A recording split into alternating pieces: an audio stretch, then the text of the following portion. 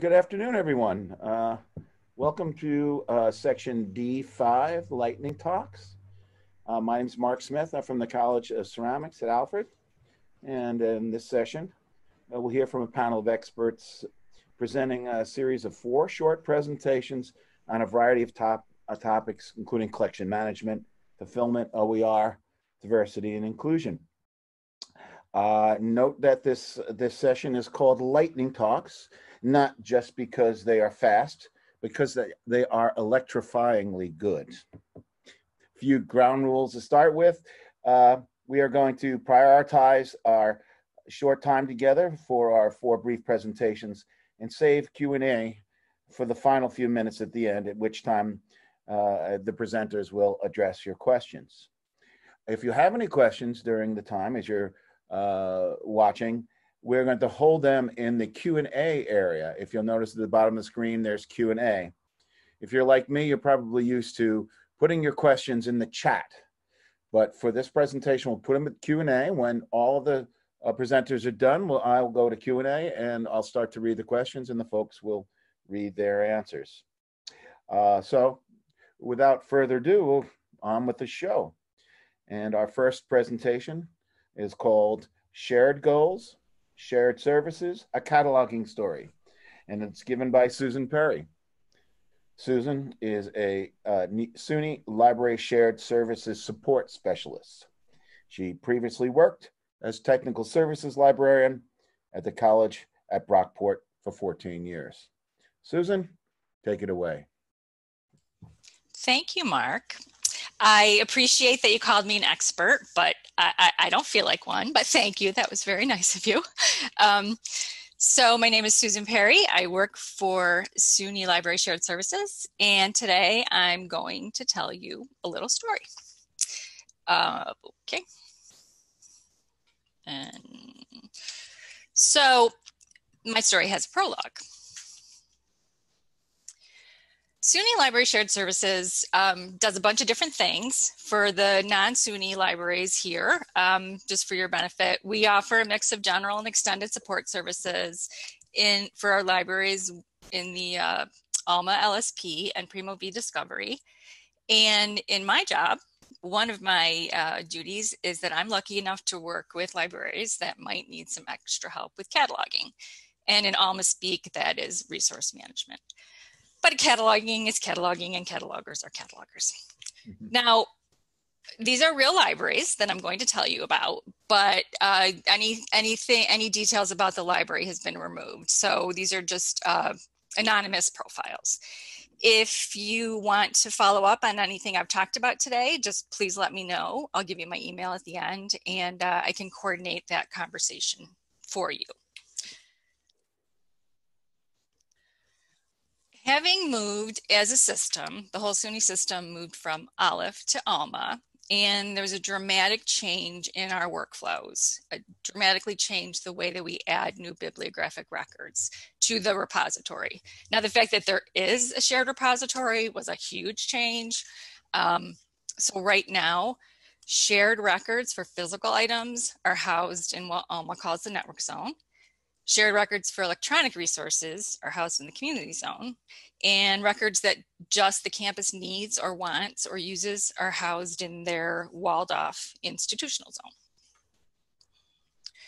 So as a library support services person, I work remotely with libraries, and I've been doing that since I started with the team back in September.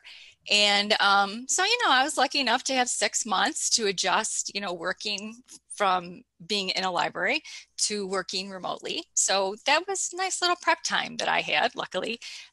For most other New York State libraries, they just had to, throw themselves into the pond in the spring. So everyone, as of today, everyone is still working out creative ways to solve their problems and to service their users. So what I'm hoping is that some of the work that I'm doing remotely, as a matter of course, will give you some ideas now and down the road, because we don't know what the future looks like. Plus, whether it's in the Q&A today or by email, I'm really eager to hear how you all have solved some of these same problems and issues. Chapter 1 begins with a library that needed some extra help. They needed some extra hands. This was something they could do in the library, but there was a backlog. So they asked for some help getting their print master's theses into Alma. And they gave me what I needed to do the job. They gave me their template, what they were using, what metadata they wanted captured. And then I could go ahead and assign the call numbers, assign the subject headings. And because this was the first time I had worked with these materials, it was really nice to get a physical, look at them. So they shipped me a couple. And when I got them, I was reading them and I looked at their digital repository online and saw that there were some duplicates, which, I just kind of put to the back of my head. So focusing on the print versions, I used Connection and I created new master records. While I was in there, I updated the holdings.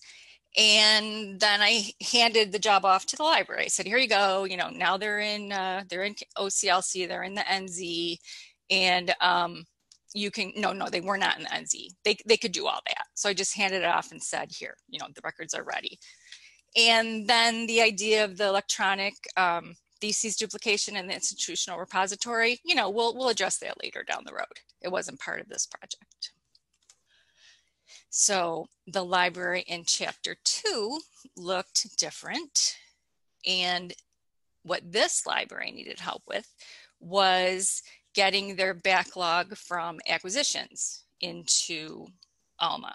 So they had books and DVDs, and they had been purchased and received and were sitting in the library waiting to be processed. Now, these items were mostly still in WorldCat, so copy cataloging was sufficient. Sometimes the WorldCat record was missing a call number or, something else that I could supply, so I would do that. And original cataloging was not their big need. They just had a few things that were not in OCLC that they needed cataloging for. So I had access to their database of purchases, so I could see the new arrivals. And in order to get this backlog out of the way quickly, it was just going to be easiest if I got everything shelf ready. So I could do the imports, I could, put them in a status that they were shelf ready. And we had a system, my temporary barcodes had a certain syntax, so they would know that I did those. And I got all their documentation for what I needed to get them in the right location and put the right call number on there. And because I had their whole database of purchases, I could work first in, first out. I could make sure that the older items got cataloged first. But yet, if there was some kind of rush, something needed to be done for a rush request and it was out of sequence, all they had to do is just tell me, and I would pull it and do it. So working together virtually, we cleared the backlog, and it took about 5 months. And when I caught up with their backlog, it happened to be the spring, and they weren't doing any more ordering because everybody had closed. And so we got to a stopping point.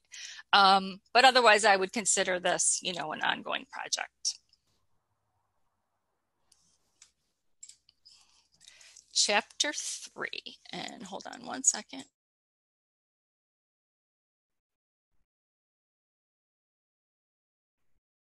Thank you, sorry about that. So chapter 3 is a different story yet again. This library needed help with original cataloging solely. And to get me the information, they scanned the pages that I needed and they sent it. And when I got the file and I was looking at it, I thought, well, this is really cool. These are all really, really, unique items. I realized they were going to go into local history. And so this was a completely different project because it was a small number of items, but, it required some research on my part. So that was fun. It was New York State history, which is fun for me. And I learned a lot. It covered some aspects of the state that I was not familiar with.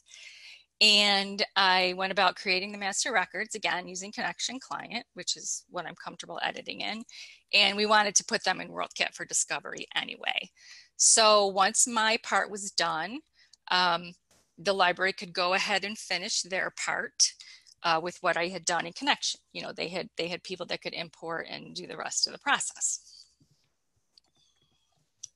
So that is the end of my story as it stands.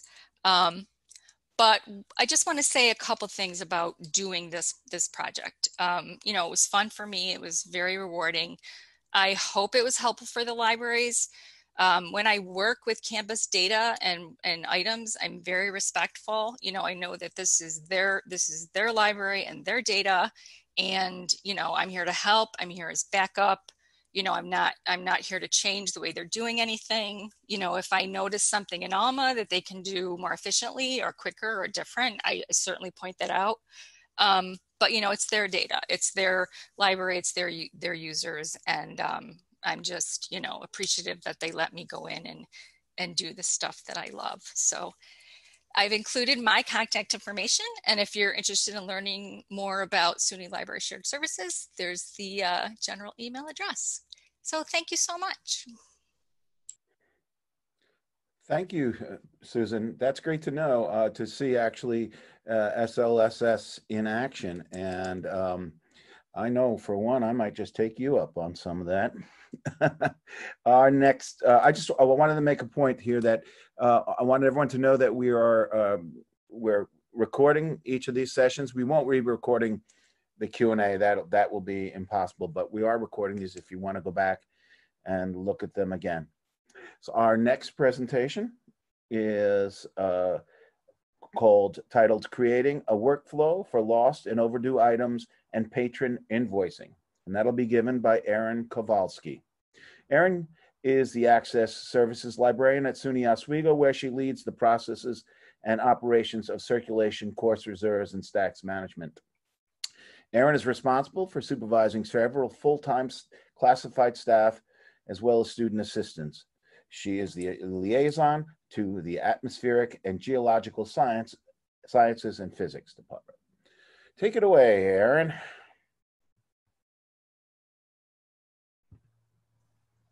Hi, thank you for having me today. I'm going to tell you about this workflow that I created. This is going to be very specific to using Alma. When I started at SUNY Oswego 1 year ago, it was immediately following the migration to Alma. And this is one of the first things that the unit really asked me to help them solve. They had previously been handling all of their invoicing manually. So they would take any fines that had been accrued in OLIF, they would input them into an invoice template and then distribute those one by one, either via email or sometimes snail mail. And then they were keeping copies in a filing cabinet so that they could track what had been paid, what was still outstanding. And the library clerk that had been in charge of doing this had just left the library. So there was nobody handling it at the time. So we really needed to make everything automatic. So that was my first task. And the major obstacle that I encountered with doing this is that all of our item records migrated into Alma with no replacement cost. And this meant that once an item went overdue, it would start accruing overdue fines. And as soon as it reached the end of the overdue window, nothing would happen. Basically, the fines would disappear and the patron wasn't charged anything. They could continue checking out other items. So I had to solve this. One option would be to attach generic fines using terms of use, but we didn't want to do that. We have a lot of different collections and it didn't make sense to come up with a blanket cost for everything in the library. We really wanted to charge what it costs us to replace the item. So the only way to do that is by going in and entering replacement costs one by one. If we had to do it all manually, which we did do at first because Alma wasn't accurately finding people, we realized that when the item was checked back in, nothing would happen. Sometimes the person working at the desk would notice it and they would waive the fine, and sometimes not. So it really became a problem where patrons were contacting us saying that they had returned the item, but they were still being charged for it. So this was my solution. I tinkered around in analytics and I came up with this overdues report. And this creates a list of everything that is currently overdue, but hasn't reached the end of the overdue window and hasn't been marked lost in Alma. This is what it looks like when you run the report. So it shows you the date that it was due. It shows you who it was checked out to, what it is, the location it came from. And then the last column there does show the replacement cost. So a lot of these have been entered, and any of the ones that are filled out will accurately go through Alma. Any of the ones that are blank, nothing happens. So we know that looking at this, we need to go in and enter replacement costs for those items. And part of the reason we have so many of these filled out right now is our staff have been very tirelessly working on entering replacement costs into all of our records since they've been working from home. We came up with this loan chart, which basically gives us an idea of how much time we have before the item is marked lost. So from the time it goes overdue, we can go into the report, pull up the items, enter the replacement costs, and then by the time it gets marked lost, the notices that go out to the patron will show how much they owe. As you can see by the short loan, we don't have a whole lot of time. We don't do this every day, so sometimes they will actually get a couple of letters that don't have a replacement cost entered, but we do it every week. So by the time the item is marked lost, they do have a notification showing how much they owe. This is an example of one of the letters that goes out. We did tinker with many of our letters so that they would basically help us with the invoicing process and sort of do it for us. So when an item is overdue, a patron is notified that it's about to be marked lost. They're about to be charged the full replacement cost. So it will tell them what the item is, it'll say when it was due, and it'll tell them how much they are going to be charged if they don't bring it back. And then once it does get marked lost, they receive another letter, and this goes out every single week. So if a patron has fines, they get this summary once a week showing them how much they owe. We do have a process fee here, which is the equivalent of the maximum overdue amount. We're talking about getting rid of that, but at this time it's still active. So this will give them a summary for all of the items that they owe. If they have multiple replacement fees, they will all be added up there.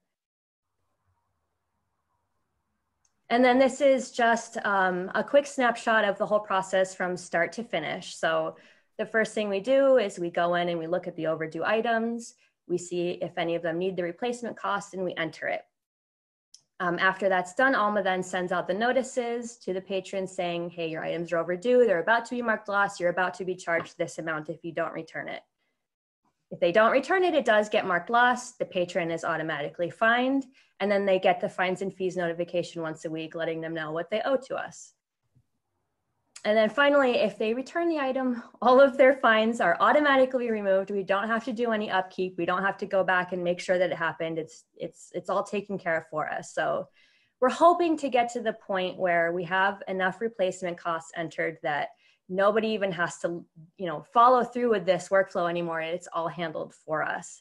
And one thing that we have done is we started working with the acquisitions department to enter something into that replacement cost field when they receive new items so that we don't have to consistently go back in and find records that have that field missing. It's all just going to be coming in already done. And that's what I have for you. Thank you. Thank you, Erin. Appreciate that. That seems like a lot of work, and you solved the problem pretty quick. You made yourself pretty invaluable right out of the gate. That's great. I want to remind you again, questions go in the Q&A, and we will go over them at the end of after the fourth presentation. Our next presentation is titled Library OER Workshop as a Cross-Campus Catalyst, and that's given by Samantha Danick. Samantha is the Engineering and Scholarly Communications Librarian at Alfred University. She serves as the liaison librarian for the Inamori School of Engineering, is the campus OER lead, and refers to herself as, quote, general library and team player. Take it away, Sam.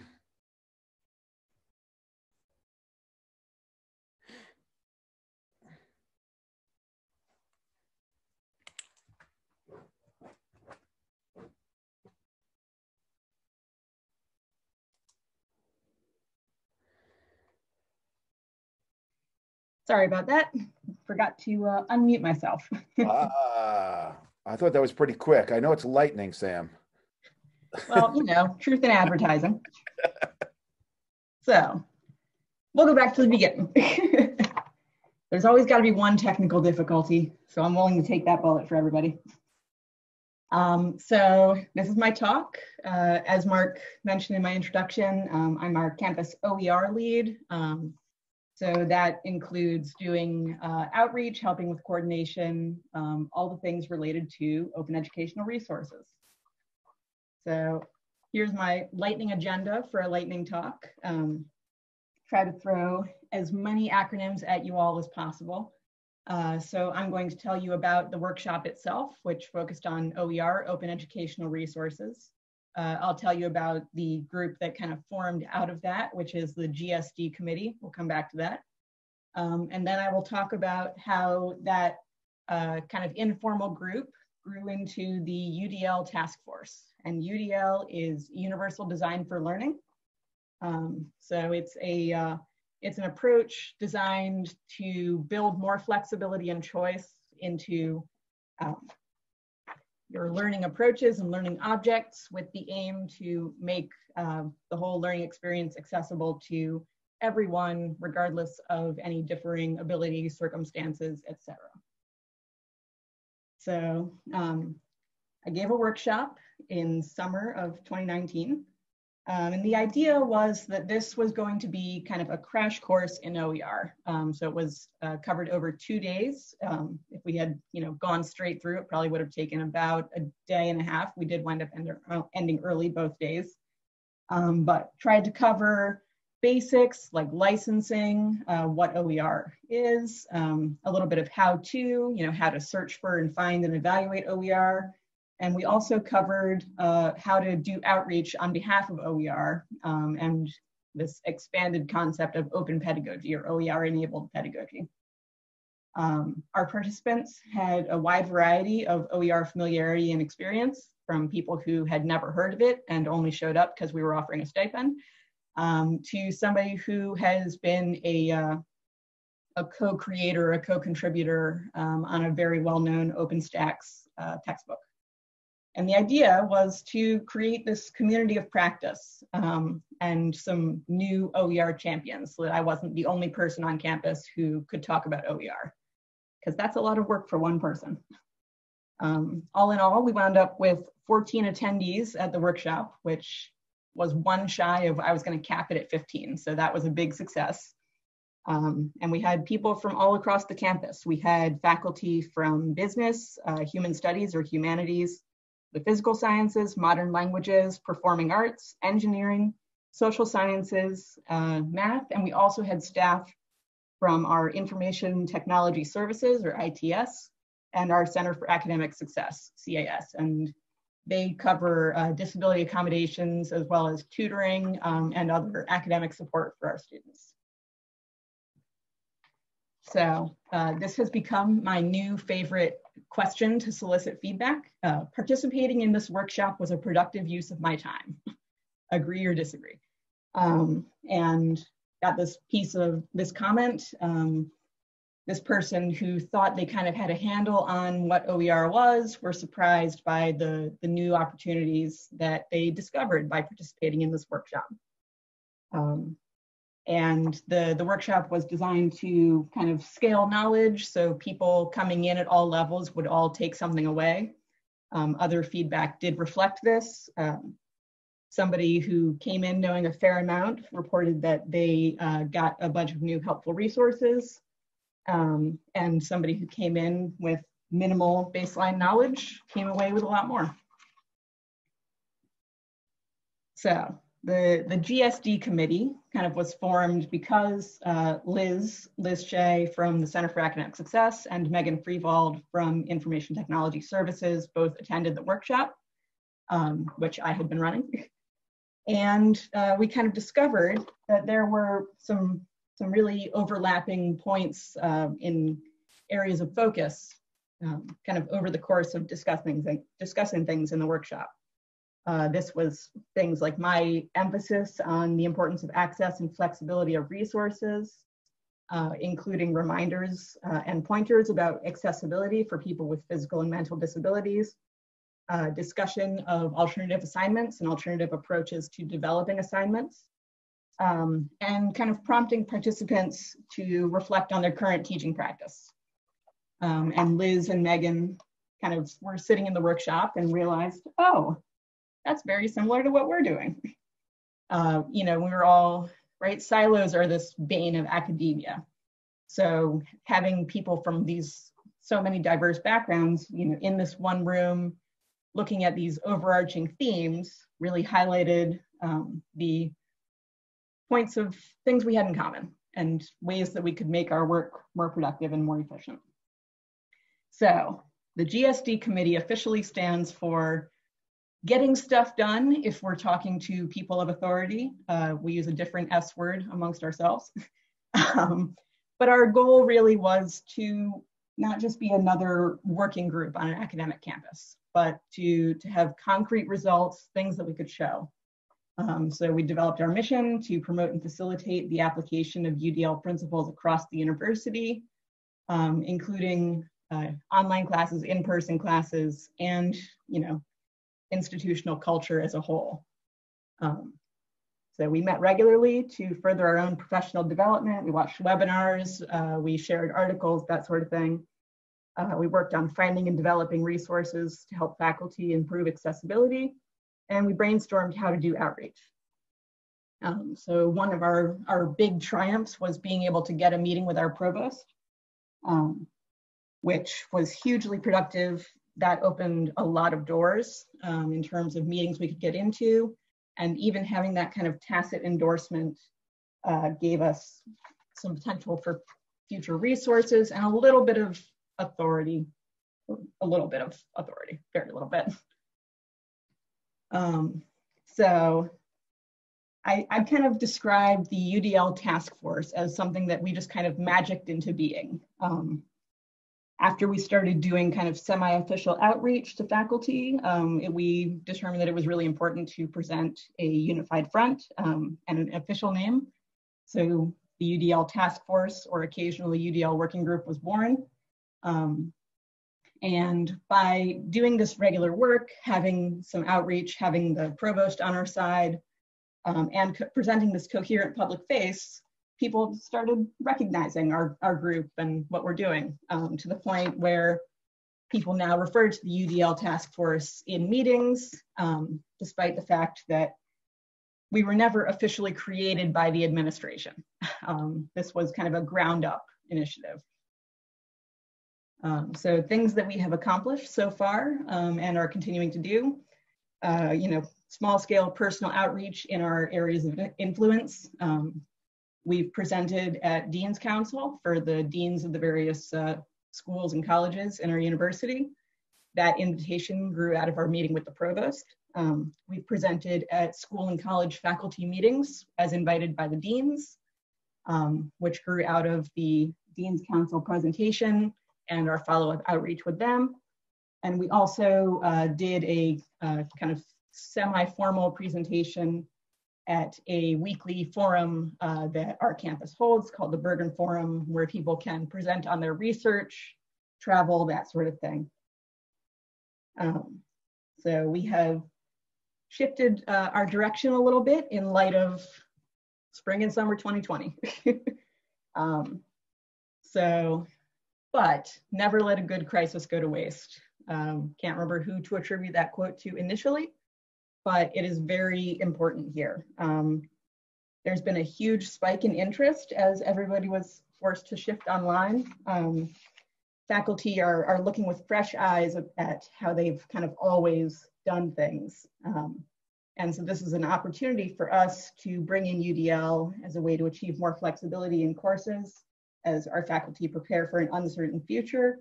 And they work towards equity for students who face issues of access, accessibility, and kind of an overwhelming present and future. We've had a big uptick in interest in course accessibility reviews, which is one thing that we offer, where we will look at an online course and just kind of look at some basic ADA compliance issues. And we're doing a workshop next Monday or Tuesday. We've got a number of faculty signed up for that, focused on UDL and how they will apply that in their courses in the fall. Thank you. Thank you very much, Sam. And I want to thank you and your group for adding another set of 4 or 5 new acronyms to our life in acronym hell. Thank you. Nice You're job. Welcome. Again, before I introduce our next speaker, I remind you that if you click on the Q&A button down below, we're taking questions at the end. Our fourth and final speaker in our lightning rounds here is Jennifer Whitaker, and the title of her presentation is Book Group Reboot: Promoting Diversity and Inclusion Through Reading. Jen Whitaker is the Instruction and Outreach Librarian at SUNY Canton. She has a passion for reading dystopian literature, running, and gardening. She lives with her husband, 2 children, and a dog, Katie. Go right ahead, Jen. Thank you. Today, I'm really just going to briefly share my experience with kind of changing up how we did book group at the Southworth Library Learning Commons. In the past, we've had a lot of different iterations of book group. Some have been focused on, very heavy academic type books. Another iteration we had was each librarian would pick a book. So one semester, we might have a mystery novel. The next semester might be a dystopian novel. In general, our turnout was always very low. It was mostly faculty. And so when I became the outreach librarian, I said, I'm really just going to change this up completely. So I started brainstorming, and I went to students and said, what are you reading? Or what kind of books have you liked in the past? I reviewed the bestsellers list. I did some literature review, and some ideas were starting to come together for what I thought might work for a plan. So my new plan was to pick very easy to read, high engagement books.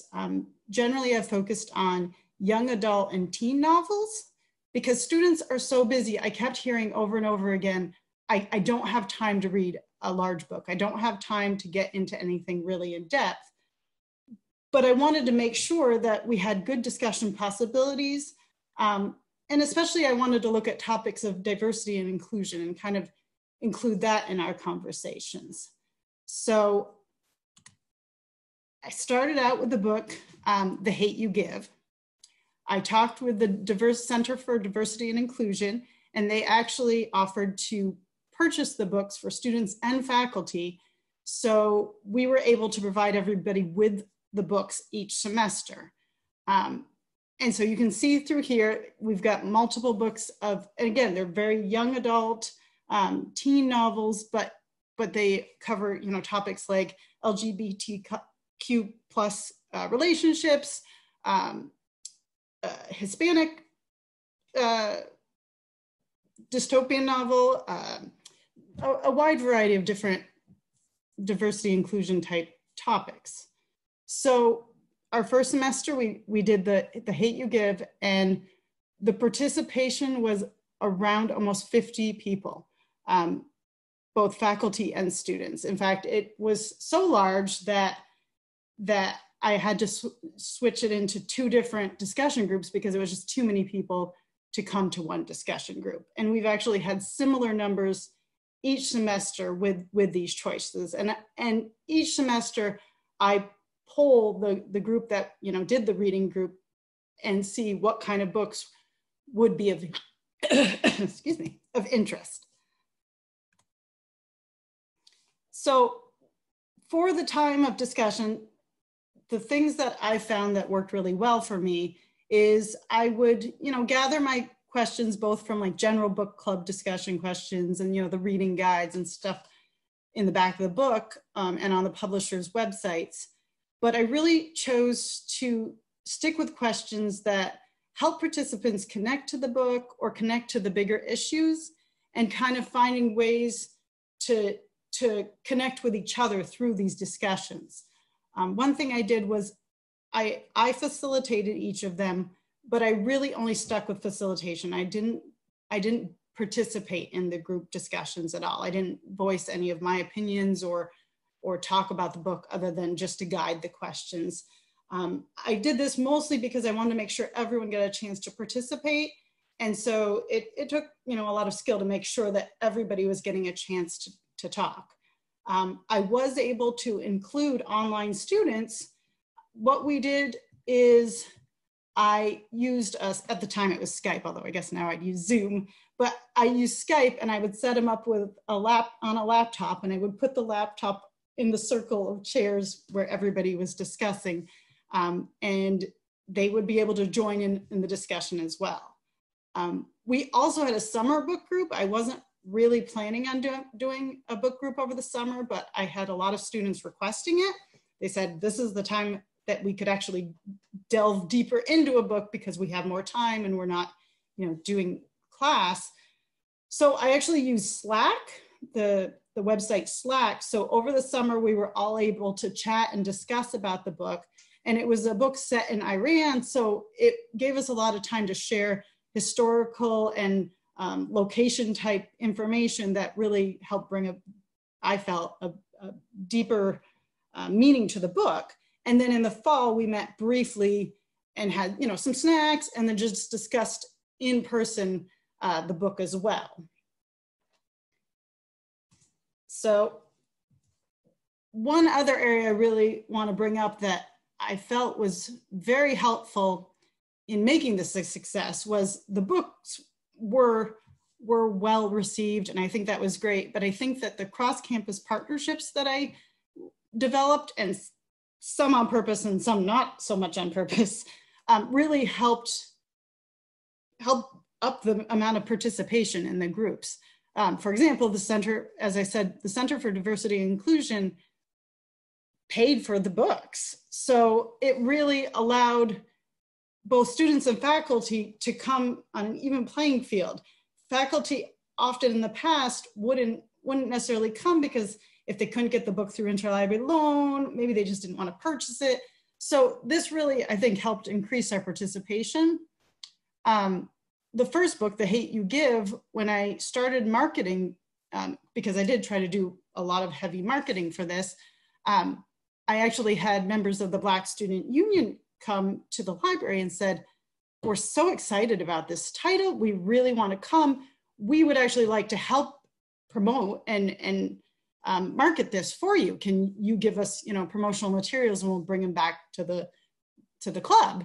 And so this was I just sort of fell into it, but it really helped me realize how important it is to reach out to other clubs. So, as in other semesters, I reached out to, say, SUNY Canton Spectrum, which is the LGBTQ+ group, and said, would you like to actually co-host this? So I think that was really the other step that I thought helped a lot with just increasing participation and increasing the different type of people who would come to the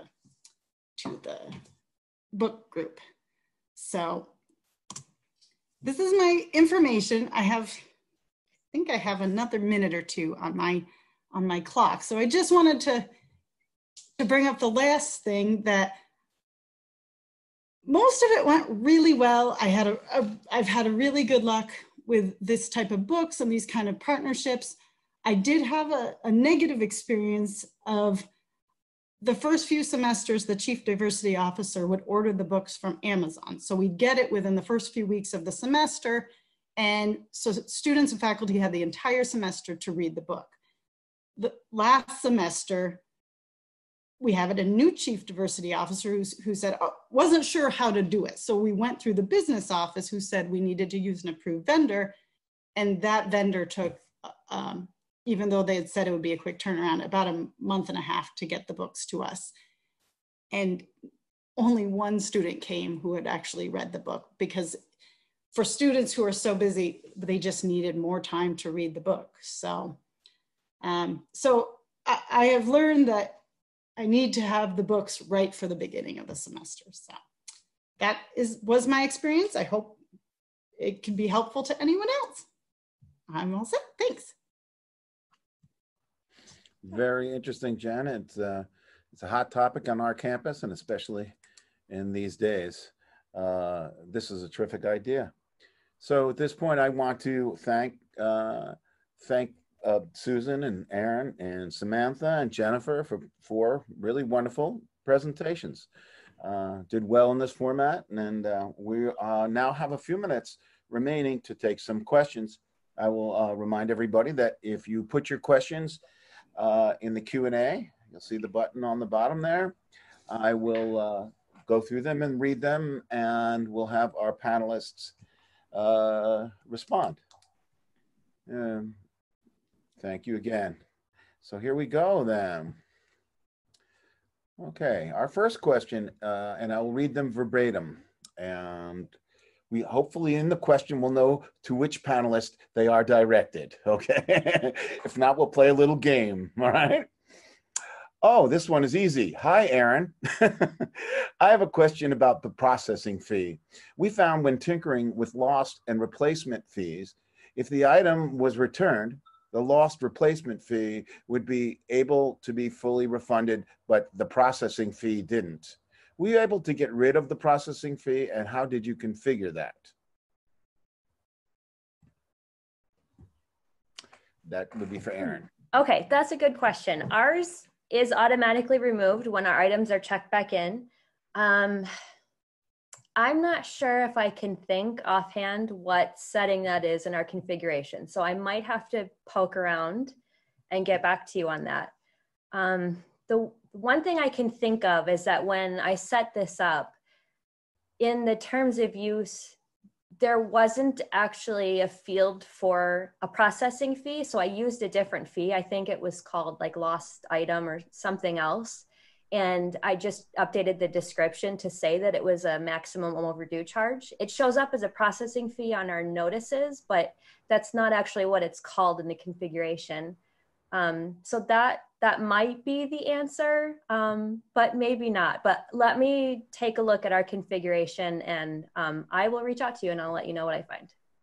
Do you have the name? Do you see the name? I do. Yes. Hi, Angela.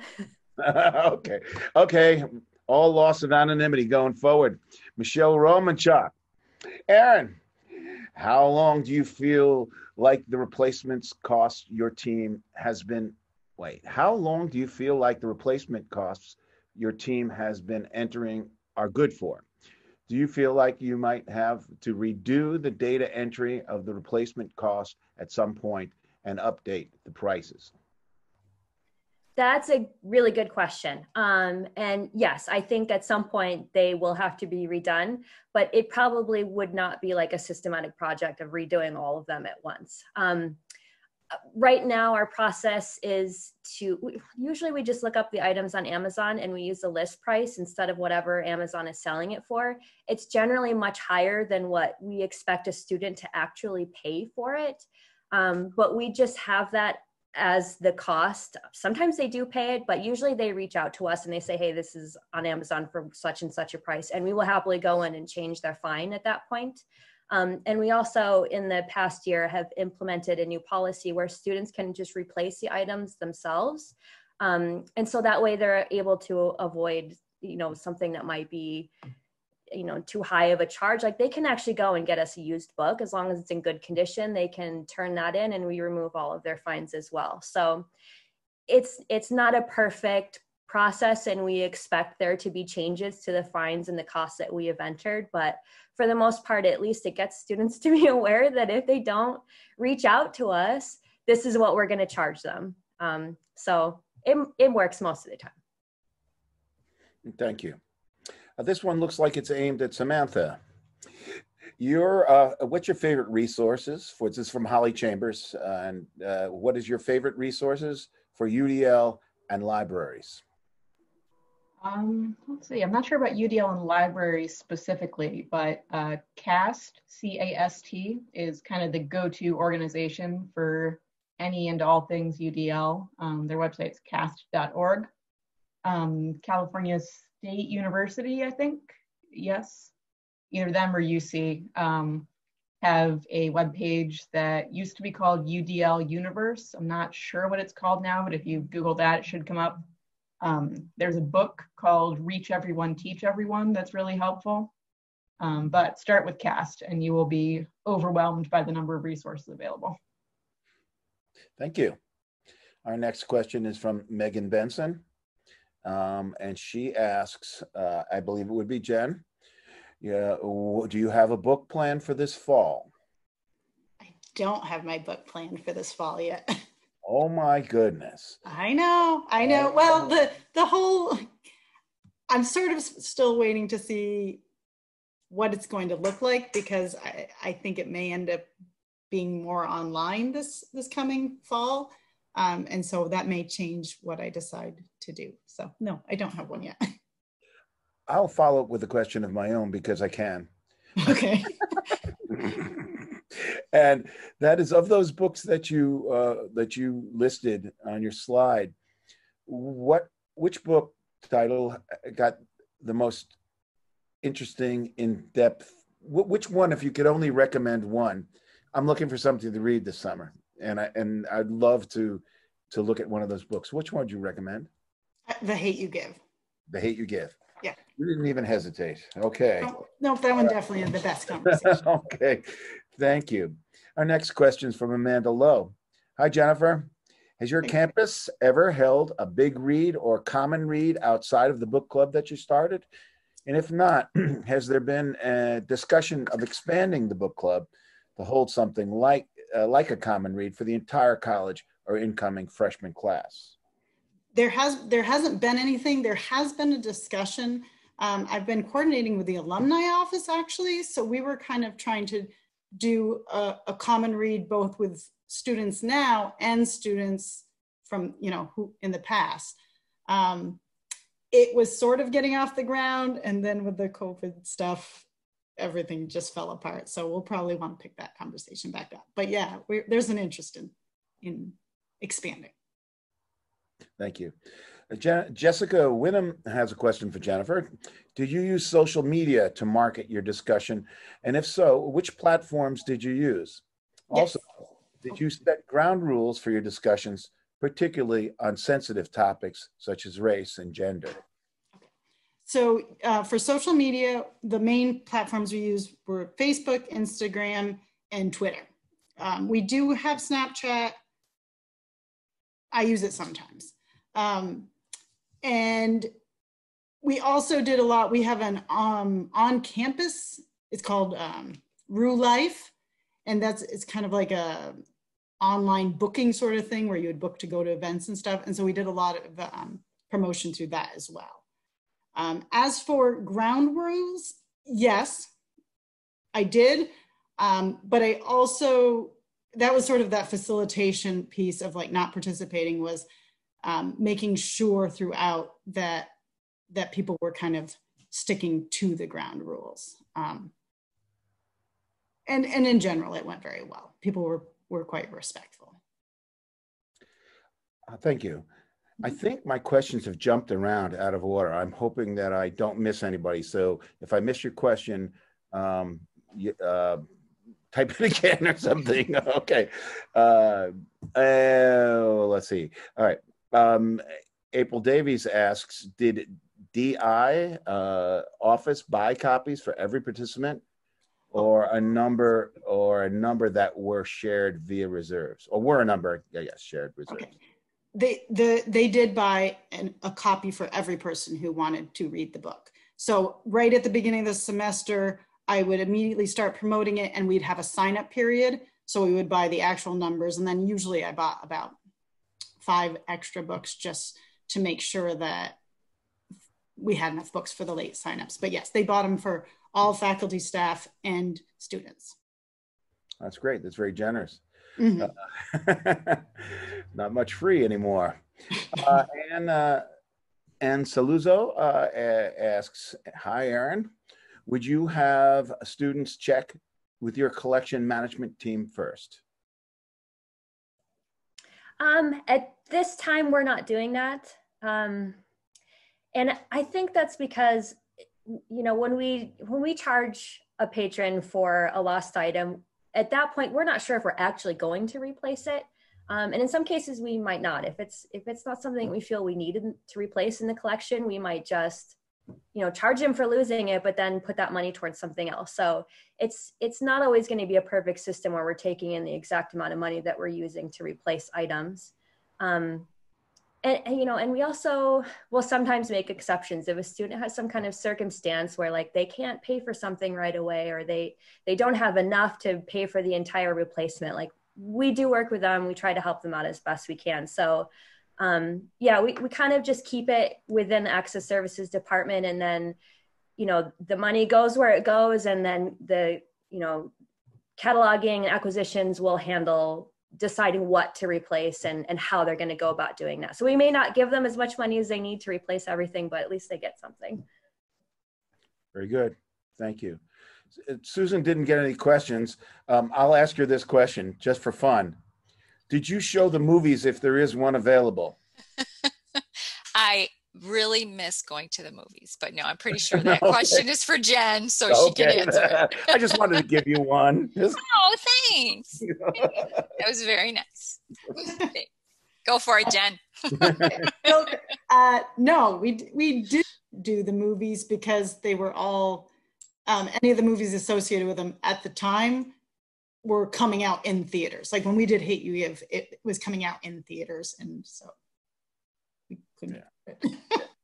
Didn't want to take the money away from the movie theater people. I got it. Okay, very good. That's a good community-minded person. That is the questions that have been asked here, and we're actually pretty good on time here. Now, what that does is it leaves us a few minutes to move on to our next space. Again, there's another one just came in, hot off the press. Oh, thank you, Sarah. And if anybody else wants to put one in, pretty quick, okay? Get them in there. Susan, are any libraries approaching you about doing all of their cataloging for them? And I did not send, and that is not my question, although it's my question. Go ahead. That's okay, Sarah. You can. I really don't know because I'm not in that. But if you shoot an email to info@slcny, Shannon can tell you. I don't have access to that information. But yeah, Rebecca is playing us off, so we need to go. Says our Track 5 master. And thanks, everybody. Thank you, everyone. Thank you, presenters. Thank you for your questions. I hope you got something out of this, and we'll see you in another room in a few minutes. Bye-bye now. Or Thanks. Bye. You can stay right here and hear learning from our students, qualitative analysis of feedback forms, if you would like. Thanks. Great job, Mark. Thank you. Yeah. Thank you. Thanks, guys. Thank you. It was fun. Thank you. It was fun. I have to see where I'm going next. I'm not even sure.